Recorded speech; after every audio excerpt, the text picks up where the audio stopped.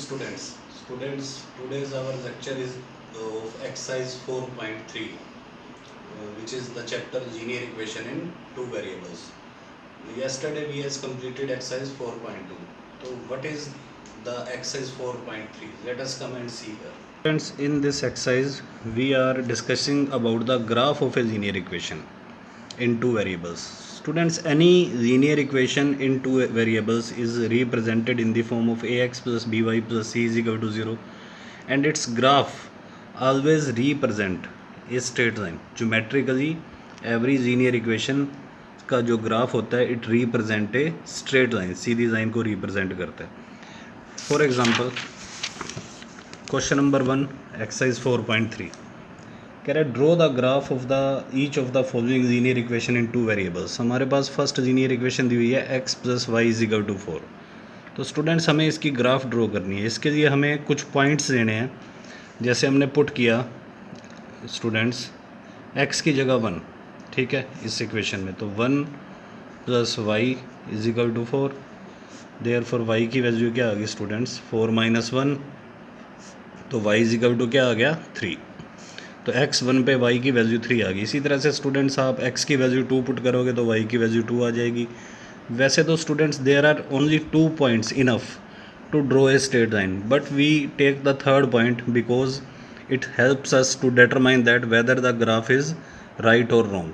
तो we put x is equal to 3, then y is equal to 1. ठीक है students. Then we draw x axis horizontal line and y axis the vertical line. On the graph paper students one box represent our 1 here. तो 1 2 3 4 इधर x positive होता है, इधर x negative होता है, -1 -2 -3. ऊपर y पॉजिटिव है स्टूडेंट्स, नीचे y नेगेटिव है. तो सबसे पहले स्टूडेंट्स हम x की वैल्यू 1 लेंगे, तो x की वैल्यू यहाँ 1 पे आ जाएंगे, और y की वैल्यू 3 है, तो अपवर्ड डायरेक्शन में हम 3 पे आ जाएंगे. तो this point shows 1,3. Then x की वैल्यू स्टूडेंट 2 है और y की वैल्यू भी 2 है. This point shows 2,2. Then students x की वैल्यू 3 पे y की वैल्यू 1 है, तो दिस पॉइंट शोज 3,1. ठीक है. नाउ स्टूडेंट्स हम इन तीनों पॉइंट्स को ज्वाइन करेंगे तो we get a straight line which is the graph of this linear equation. Okay students, जो भी पॉइंट इस ग्राफ के ऊपर लाई करेंगे, स्ट्रेट लाइन के ऊपर लाई करेंगे, these are called the solution of this linear equation. If any point such, मान लो ये एक पॉइंट है स्टूडेंट जो इस स्ट्रेट लाइन पे लाई नहीं कर रहा, तो this point is not the solution of this linear equation. तो आपको ये याद रखना है. नाउ क्वेश्चन नंबर 2 कह रहा है students give the equations of two lines passing through 2,14. How many more such lines are there and why. Students हमें कुछ लाइन्स की इक्वेशन बनानी है जो 2,14, कहीं पे एक पॉइंट है 2,14, इससे कितनी लाइन्स पास होंगी. तो स्टूडेंट्स आप कुछ भी लिख लो, जैसे आपने लिखा x प्लस वाई, अभी इज इक्वल टू लगा दो, राइट हैंड साइड में कुछ मत लिखो. तो आप x की जगह ये 2 पुट कर दो, यहाँ पे मन ही मन में 2, y की जगह 14 पुट कर दो.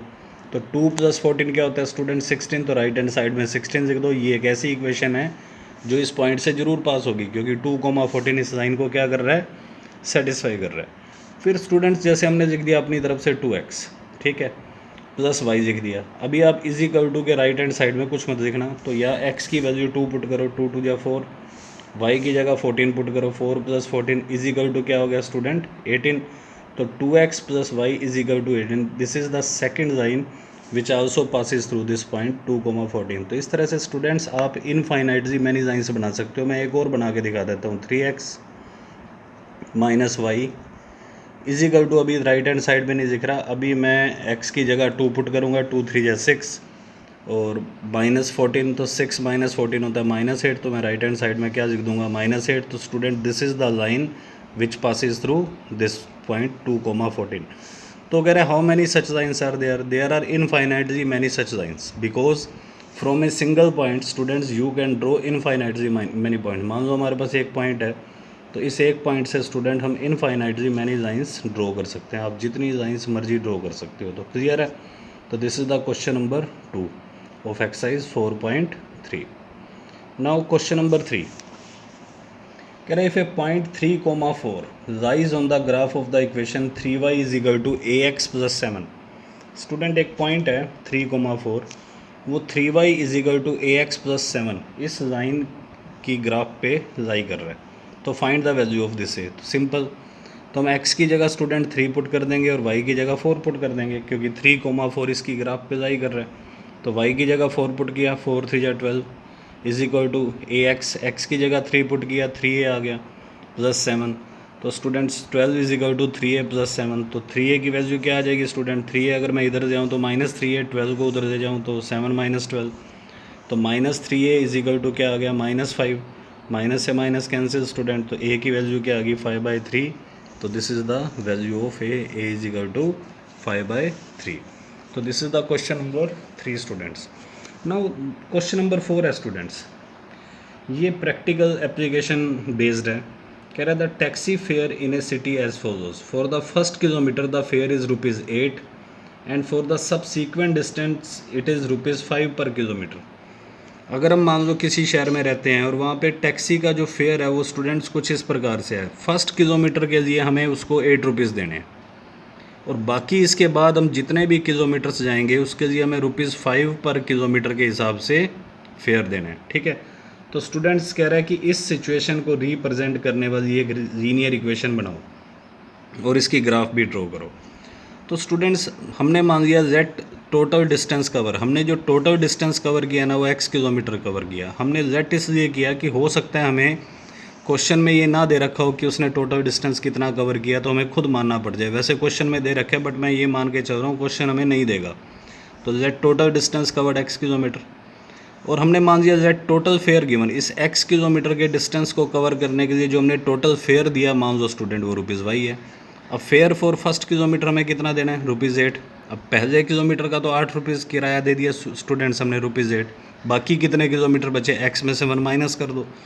तो fair for remaining x-1 kilometres, in x-1 kilometres के लिए अब हम कितना फेयर देंगे, इस x-1 को रिमेनिंग डिस्टेंसेस के लिए हमें पर किलोमीटर का ₹5 के हिसाब से फेयर देना है।